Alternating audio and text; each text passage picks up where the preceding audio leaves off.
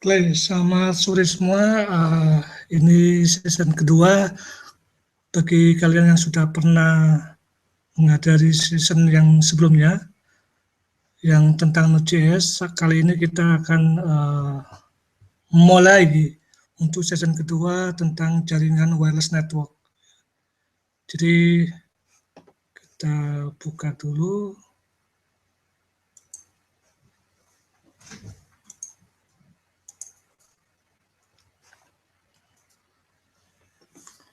Oke, jadi topik ini ada beberapa topik yang mungkin sekilas untuk preview karena saya akan rencanakan untuk membuat beberapa seri tentang topik ini.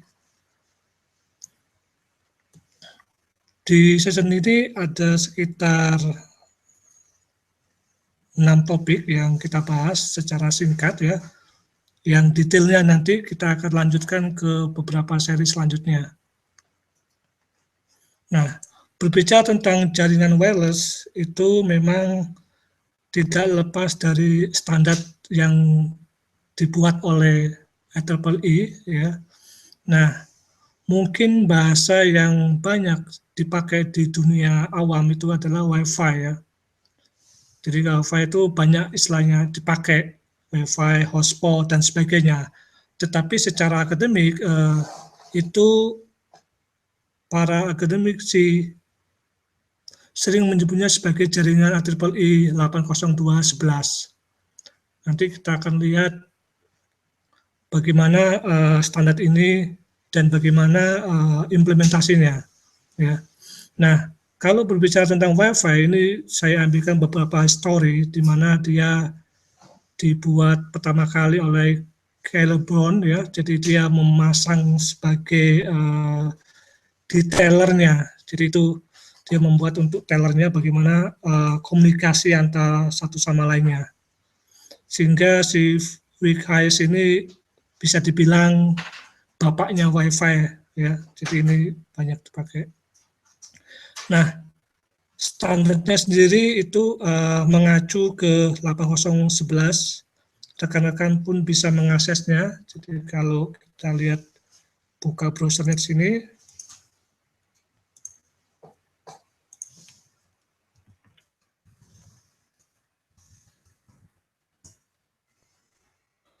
itu kita bisa masuk ke bagian websitenya, di mana dia menyediakan beberapa dokumen, di 11 yang ini 2012 versinya, ya. Anda bisa download,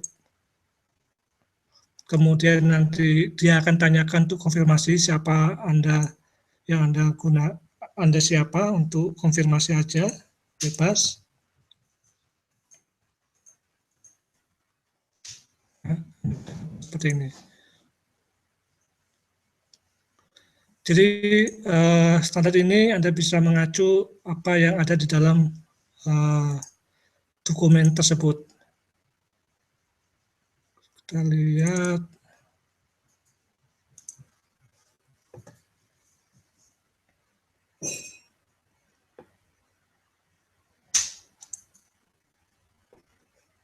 Oke. Jadi sini lebih mengarah ke specification. Dengan specification ini diharapkan vendor, terutama vendor yang membuat hardware untuk Wi-Fi-nya itu bisa comply atau memenuhi standar yang disediakan. Melalui standar ini, satu sama lainnya akan bisa berkomunikasi ya. Jadi Anda lihat di sini yang dia bahas tentang MAC service-nya, kemudian physical service-nya, format frame-nya bagaimana, itu kita akan coba ini ya. Memang di sini perlu waktu untuk membedah semua di sini dokumen ini. Jadi standarnya di sini.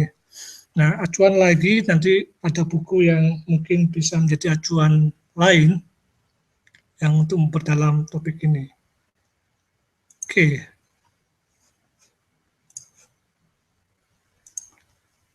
Nah, berdasarkan cabang-cabang ilmunya sendiri, kalau kita berbicara tentang wireless LAN ini, ada banyak unsur atau topik yang bisa dibahas atau dipelajari di sini ya.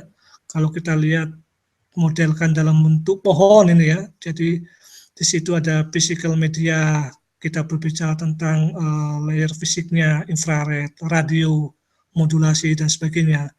Atau mungkin berbicara tentang transmisi, skema transmisinya, spektrumnya, carrier modulation, direct modulation. Nah, biasanya orang-orang di sini mainnya di sisi analitik.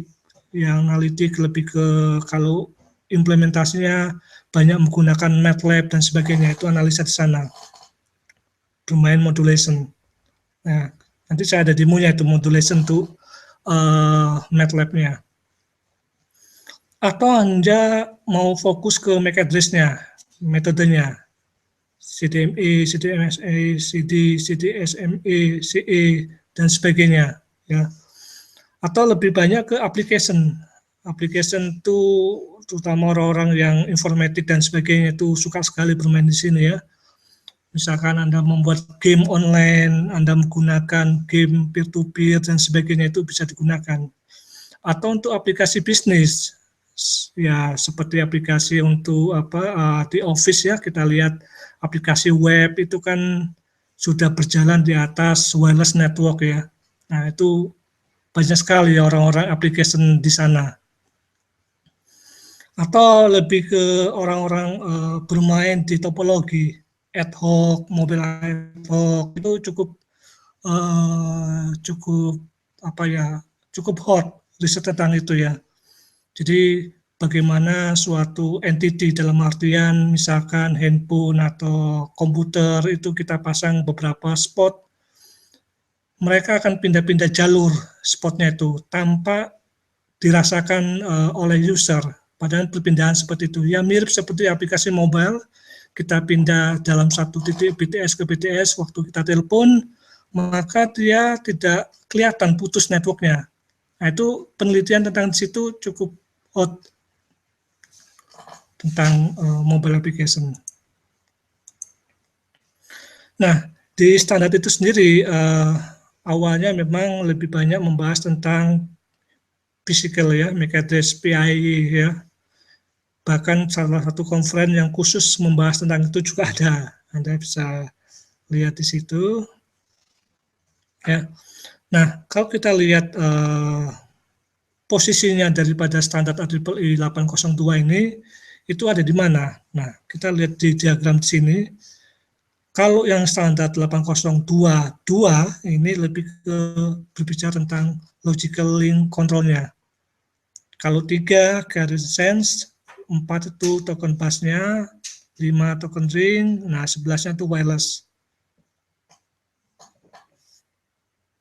Nanti ada juga nanti 15.4, nah itu 15 sudah masuk ke yang personal. Nah itu mungkin sudah saya agendakan tentang wireless personal area network, di mana itu nanti banyak berbicara tentang yang embedded atau wireless sensor network, itu banyak menggunakan standar 8015. Nah, beberapa standar yang 802.11 itu memang sejarahnya cukup panjang ya. Dimulai dari 97 dia membuat 8011 tanpa embel-embel ya. Itu memang berhasil, tetapi data rate-nya, kecepatan datanya hanya 2 mega. Ya, itu menjadi polemik waktu saat itu antara lanjut dan tidak ya, tetapi beberapa konsorsium merevisi lagi sehingga kita muncul 802.11a ya tahun 99, itu sudah mulai speednya sudah naik berbarengan ya hampir bersamaan dengan standar 11b ya, dengan kecepatan cukup tinggi ya, saya bilang B-nya itu lebih rendah ya, lebih rendah kecepatannya, tetapi jangkauannya lebih luas. Jadi satunya itu yang B itu speednya nggak terlalu besar, tapi jangkauannya cukup luas. Yang A speednya cepat, tapi jangkauannya pendek. Nah, kombinasi pada itu dibuatlah nanti revisinya yang G-nya itu. Nah, G ini cukup banyak digunakan, hampir komputer yang menggunakan Wi-Fi itu pasti sudah banyak menggunakan standar 802.11 yang G ini. Saat ini yang sudah rame yang N ya, N dan AC. AC masih dalam proses istilahnya negosiasi, walaupun beberapa hardware sudah mendukung 8011 AC dengan speed yang multimedia, jadi itu dipergunakan untuk streaming video dan sebagainya. Nah, berbicara tentang standar itu tidak lepas tentang frekuensi. Jadi frekuensi itu sendiri ada yang berbayar, ada tidak. Maka kita di Indonesia ada beberapa berita yang berhubungan dengan frekuensi ini memang harus hati-hati. Karena mungkin di Asia, di Eropa, dan US mungkin ada perbedaan standar hukum penggunaan frekuensi. Bisa jadi hardware yang kita beli di Eropa pindah ke Asia itu melanggar hukum, istilahnya melanggar hukum. Dalam artian kalau diisukan ke meja hijau bisa kena. Sehingga pemerintah dalam hal ini ada regulasi frekuensi yang bisa digunakan. Termasuk kasus yang dulu kalau kita lihat yang 8011 itu frekuensi yang digunakan hampir mirip yang digunakan oleh mobile application ya, mobile maksudnya handphone.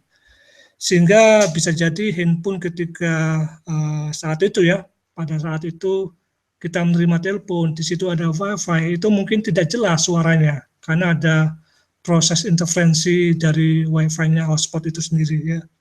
Sehingga perubahan-perubahan jaringan ini diubah frekuensinya. Kita akan lihat nanti bagaimana analisa spektrum frekuensinya. Nah, kalau kita lihat timeline-nya berdasarkan waktu ya, ini historinya, di mana dari 97, 11, kemudian ada revisi A, B, G, saat ini N, dan yang terbaru AC dan sebagainya. Ini hanya melihat standar berdasarkan frekuensi yang digunakan. Termasuk spektrumnya ya, nanti itu lebih enak lagi. Nah, mungkin kita bisa lihat di sini spektrumnya ada tool yang kita bisa gunakan namanya SID ya. SID itu kita bisa lihat di sini. Rekan-rekan pun bisa mendownloadnya secara gratis. Tool ini sebenarnya melihat spektrum frekuensi jangkauan yang ada di daerah kita. Misalkan daerah sini saya bisa cek frekuensinya bagaimana yang digunakan ya. Dan ini tool ini bisa diunduh dengan gratis ya. Kita lihat, oke, ini adalah aplikasinya. Kemudian kita lihat, nah ini adalah gambaran spektrum hotspot yang ada di daerah sini. Cukup banyak, cukup padat. Anda bisa melihat ya, cukup padat. Sehingga misalkan kita mempunyai hotspot, routernya itu sendiri ya, lewat routernya. Kita bisa lihat di spektrumnya yang bawah ini, apakah punya kita bertabrakan dengan lain. Nah, ini yang menjadi concern kita memilih channelnya. Jangan sampai kita bertabrakan dengan hotspot yang lain sehingga membuat kecepatan internet kita menjadi pelan karena ada tabrakan radionya. Ya, nah itu kita bisa lihat sini. Dan bagaimana tabrakan daripada frekuensi yang digunakan. Ya. Bagus, Anda bisa untuk analisa di tempat Anda berapa signalnya, terus apa yang digunakan. Di sini kita kelihatan dia menggunakan 8011G ya. Kalau yang di rumah ini saya sudah setting sebagai 8011N dengan speed 150 mega ya. Ini kecepatan yang bisa dicapai di sini.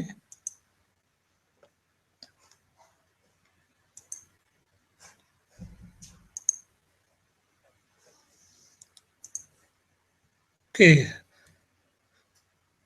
implementasinya banyak sekali, termasuk yang sudah disinggung, itu kita bisa gunakan sebagai router, access point, apalagi dalam segi game, wah sudah banyak sekali ya, Anda bisa gunakan lihat game online lewat wifi, jadi si gadgetnya itu bisa connect ke hotspotnya, kemudian dia connect ke server, dan bermain seperti biasanya ya. Jadi hampir mirip dengan menggunakan kabel. Namun memang wireless sendiri kalau dari segi akademis masih belum, istilahnya belum mature, dalam artian di situ masih banyak bidang penelitian yang bisa digarap. Beda dengan yang jaringan kabel yang cukup stable, hampir perubahan penelitian di sana tidak banyak. Tapi untuk yang wireless sendiri, penelitian di dalam bidang itu cukup kompleks, termasuk salah satu lab di saya tentang pengukuran jarak. Jadi localization untuk pengukuran jarak berdasarkan signal ya. Itu banyak sekali penelitian di sana. Nah, kalau kita berbicara komponen yang ada di 8011 itu seperti yang kita singgung dan kita lihat di standar dokumen tadi itu ya, PDF-nya itu yang di cover ya tentang lebih umumnya tentang MAC address, PI layer-nya. Nah, di situ paling komponen yang paling banyak dibahas ya, bagaimana modifikasinya, gimana MAC-nya dan sebagainya. Itu Anda bisa modifikasi. Misalkan Anda mau memasang intelijen atau memasang sistem pintar untuk mendeteksi apakah paket ini berbahaya atau tidak, itu mungkin bisa terjadi. Itu lebih ke intelligent network. Nah, untuk frame formatnya ya, itu kita bisa lihat berdasarkan standar. Di situ ada frame control, duration, dan banyak sekali. Mungkin bagi yang pemula ini akan membingungkan, ini apa ini? Tetapi kita bisa lihat di demonya langsung, kira-kira ini tujuannya apa. Ya, itu Anda bisa cek di bagian PDF-nya yang tadi yang saya tunjukkan.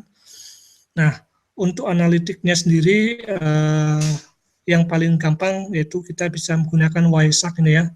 Nah, khusus untuk analisa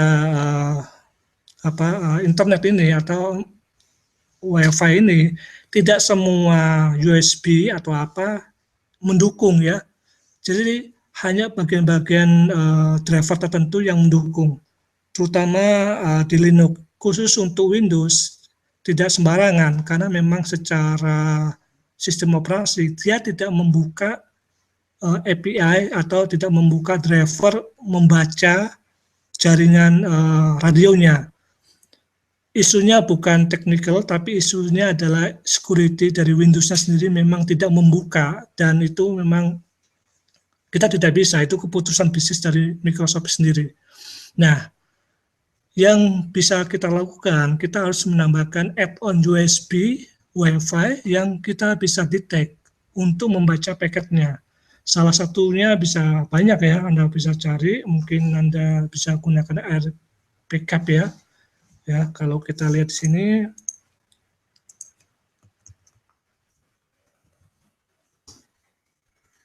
nah ini Riverbed ini, ini yang banyak digunakan ya untuk analisa. Nah, saya coba lihat di sini demo bentuknya ya, karena saya dapat hardware-nya sendiri itu gratis ya dari orang ininya. Sebentar, oke di sininya.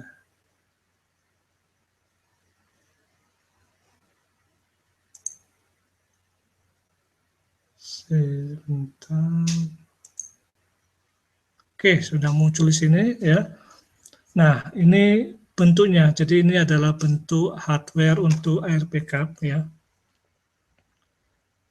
Sebenarnya ini adalah Wi-Fi adapter seperti biasanya, tetapi di dalamnya sendiri itu sudah ada microcontrollernya untuk membaca paketnya dan analisa pecah-pecah dan sebagainya. Kemudian paket itu dikirim ke komputer kita, dan katakanlah kita menggunakan Wireshark ya, Nah, pakai data itu akan dimasukkan ke dalam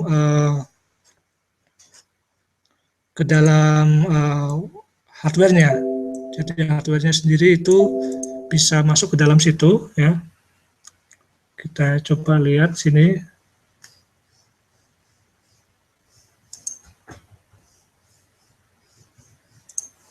Oke. Oke. Kita lihat Wiseak-nya sini.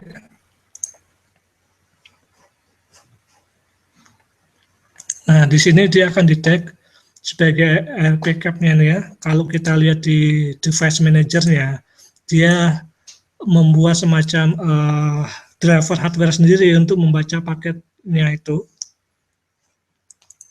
Kemudian kita tinggal arahkan. Jadi bagi yang sudah familiar cukup gampang, tinggal Anda pilih hardware-nya ini ya. Atau Anda mau setting juga boleh. Nah, ini kira-kira apa aja yang mau dianalisa ya. Saya coba start di sini. Nah, di sini ada paket-paket yang masuk ke dalam sini. Ya. Saya stop. Oke. Jadi kalau Anda perhatikan di sini ada yang warna putih, warna hitam. Ini adalah bagian daripada Wiseak. Jadi warna ini menunjukkan contohnya misalkan yang hitam ini adalah ada paket yang rusak, entah itu mungkin paketnya bertabrakan dengan paket jaringan yang lain ya. Itu warna-warna itu Anda bisa lihat di sini Wiseak-nya, coloring rules nih ya. Nah, di sini adalah legend-nya. Jadi informasi kalau warnanya agak gelap ini mungkin TCP IP header-nya rusak atau mungkin ininya rusak. Yang putih ini ARP dan sebagainya. Jadi ada informasi-informasi yang digunakan untuk Wiseak ini. Nah, kita di sini bisa lihat contoh ambil paket untuk wireless-nya itu ya, broadcast-nya itu. Nah, di bawah ini ada namanya frame, itu sesuai dengan standar yang ada, yang tadi kita lihat slide itu, dia ketahuan bahwa interface ID-nya sekian, sekian ya, kita lihat ini ya, paket-paketnya sesuai dengan standarnya itu. Nah, satu lagi namanya radio tab. Sebenarnya radio tab itu tidak ada di standar IEEE, hanya pada Wiseak itu dia menambahkan informasi radionya. Jadi secara de facto ini banyak dipakai, tetapi secara akademis itu jarang digunakan ya, dari segi akademis digunakan. Dia langsung aja berbicara tentang frame format ya. Nah, radio ini supaya mudah.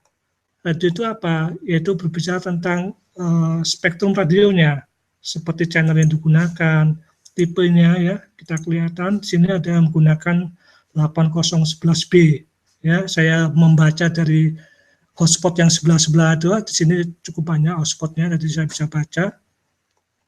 Kemudian SSI-nya saya juga dapat signalnya, noise-nya juga, antenanya dan sebagainya. Itu bisa kita lihat. Nah, dengan menggunakan rumus seperti yang di lab saya itu menghitung jarak itu, maka kita bisa dapat jarak antara posisi penerima dengan hotspotnya.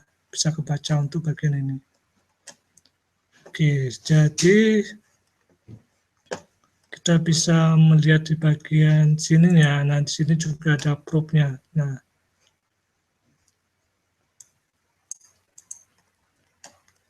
paket-paketnya cukup banyak di sini. Anda bisa lihat untuk podcast-nya ya.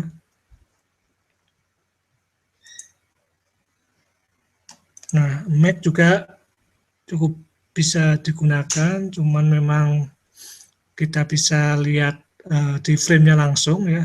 Mungkin saya bisa skip untuk topik. Sebenarnya topiknya ini akan detail di next-nya. Ini overview aja, jadi Anda bisa gunakan Wiseak. Untuk yang Linux atau lainnya, saya pernah ngeblok di sini ya. Anda bisa lihat settingan ada di sana. Untuk yang wireless-nya.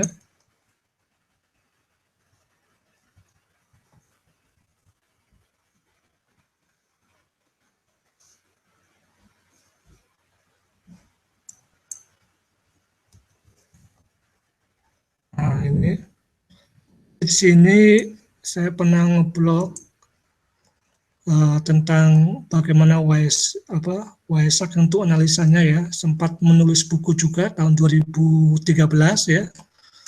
Di situ Anda bisa lihat bagaimana setting WISAC untuk analisa radionya pada Linux. Di sini saya menggunakan Ubuntu, Anda bisa cek di situ di blog saya. Ya, itu bagaimana settingnya, analisa. Nah, saya menggunakan USB-nya yaitu dari ini Netgear ya. Jadi Netgear tidak semua seri bisa digunakan, jadi Anda pastikan di bagian settingnya. Tapi umumnya yang banyak digunakan itu adalah seperti ini ya, Alpha ini. Ini cukup banyak digunakan, terutama untuk sniffing di beberapa mall atau lokasi umum Anda bisa gunakan untuk ini. Ini cukup bagus hardware-nya. Nah, untuk Windows juga bisa menggunakan RPCap ini ya. Anda tinggal pasang, Anda bisa lihat analisanya dan sebagainya.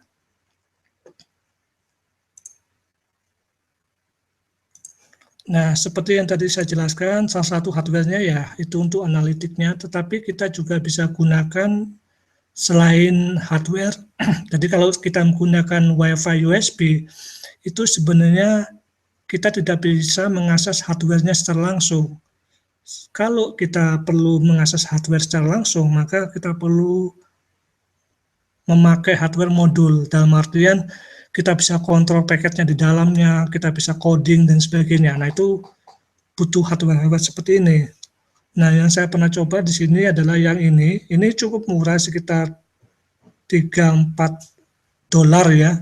$3-4 itu kita bisa analitik paket datanya dan kita bisa kontrol membuat access point. Atau yang agak mahal sedikit, Anda pakai OpenWRT, itu hardware-nya memang di atas $10 untuk analisanya. Nah, itu OpenWRT nanti mungkin saya bahas di next topik atau next session selanjutnya nanti ya. Kita akan lihat. Nah, di segi security memang 8011 ini banyak security yang bisa ditawarkan. Jadi default standarnya itu bisa kita pakai ya untuk bagaimana share authentication-nya dan sebagainya. Teknik ini memang Anda bisa lihat di beberapa literatur ya. Kalau kita mengacu di bagian routernya yang misalkan di rumah ini, kita bisa setting di bagian sendiri. Ini adalah router Wi-Fi-nya yang ada di rumah sini. Cuma memang tulisannya bahasa Jerman di sini. Tetapi kita bisa lihat konfigurasi hardware-nya seperti ini. Di sini kita bisa cek apakah dibuat Wi-Fi-nya itu sebagai 8011B, G, BGNN, atau BGNNN. Nah, di sini saya setting semua BGNN. Tujuannya memang supaya gadget, komputer yang itu bisa mengkonek ke sini. Kalau saya setting G atau N doang ya, maka hardware yang tidak kompatibel itu tidak bisa connect ke hotspot di sini. Makanya di sini saya gunakan BGN, jadi semua dengan speed 150 mega.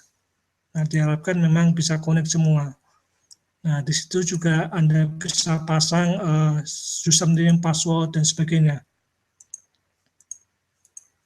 Nah, di sini channel-channel yang digunakan itu channelnya apa. Jadi, untuk menggunakan channel itu, pastikan Anda lihat spektrumnya. Jadi, contoh menggunakan SID-nya di sekitar rumah saya ini, kebanyakan hotspotnya menggunakan channel berapa. Nah, dengan Anda analisa seperti ini, kira-kira channel mana yang kosong. Jangan sampai Anda memasang channel yang banyak orang digunakan. Kalau Anda gunakan itu, channel yang berbarengan ini, maka bisa jadi paket yang Anda pakai itu banyak yang drop atau yang rusak. Jadi jangan heran Anda waktu internetnya mungkin lambat dan sebagainya, itu mungkin spektrum Anda yang gunakan itu bertabrakan dengan spektrum yang lain. Ya, Anda bisa lihat analisanya di sini. Nah, saya sendiri di sini Saya gunakan channel 9. Jadi Anda lihat sini, walaupun bertabrakan, tapi saya tinggikan energinya ya. Di sini istilahnya walaupun bertabrakan, ya paket saya harusnya lebih kuat secara signal, ya, sehingga tabrakannya bisa diminimalisir. Oke, itu mengenai jaringan itu sendiri. Well, demonya juga sudah Anda lihat. Nah, demo yang terakhir tentang Omnet. Jadi kalau yang tadi visual semua, ya, sebenarnya Omnet ini simulasi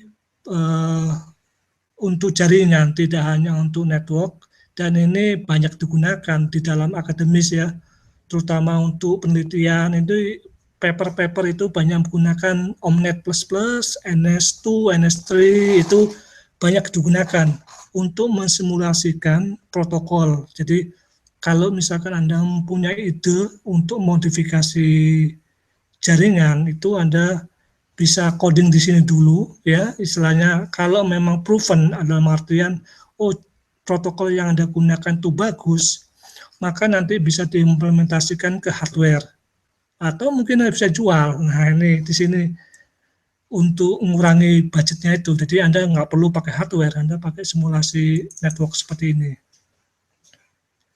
Nah, di sini ada banyak contoh yang kita bisa gunakan. Memang ada banyak sedikit ya tentang buku membahas tentang ini. Mungkin Anda bisa cek ya. Dokumennya cukup memang nggak begitu lengkap, jadi Anda harus memang concernnya cukup tinggi kalau mempelajari Omnet++ ini. Nah, contohnya di sini kita lihat ada access point, hotspot dengan berbagai macam mobile application. Dalam artian di sini adalah notebook yang dipakai untuk jalan-jalan dan sebagainya. Bagaimana proses analisanya? Ya, di sini kita lihat cukup jalankan pakai RNS Omnet. Nah, di sini kita lihat aplikasi yang menggunakan ping ya. Katakan pingnya menjadi spotnya ada 5 ya. Nah, kita lihat sini ada 5 notebook dengan satu access point, di mana notebook ini akan digerakkan dengan speed tertentu, tetapi dia juga mengakses point. Nah, bagaimana analisanya itu kita bisa lihat. Jadi dia lihat analisa di sini, dan kita juga bisa melihat paket yang dikirim. Jadi mirip seperti benerannya nih. Jadi dia ngeping paket yang dikirim, paket yang diterima, dan radionya nanti kita juga bisa analisa secara statistik. Nah, itu yang penting. Jadi kalau di akademik, ujung-ujungnya adalah analisa statistik. Jadi paket yang diterima, paket yang di-drop, kemudian paket yang hilang atau gimana, itu bagian daripada analisa. Nah, analisa statistik itu akan menjadi kesimpulan apakah algoritma atau metode yang Anda gunakan itu cukup baik atau tidak. Kalau Anda tidak bisa menimbulkan data analitik statistiknya itu, ya Anda tidak bisa mengklaim ya. Biasanya kalau di paper-paper seperti itu membahasnya, analisa statistiknya. Oke, mungkin ini session yang cukup singkat, tapi ini bisa sebagai awal ya, session selanjutnya ya. Jadi kalau misalkan ada yang tanyakan, Anda bisa kontak ke email saya yang ada di bawah ini, dan nanti kita akan lanjutkan di session yang misalkan to open WRT atau lebih detail lagi ke paket WiSite-nya sendiri ya. Jadi kita akan coba agendakan. Oke, terima kasih semua untuk rekan-rekan yang menghadiri ini. Terima kasih.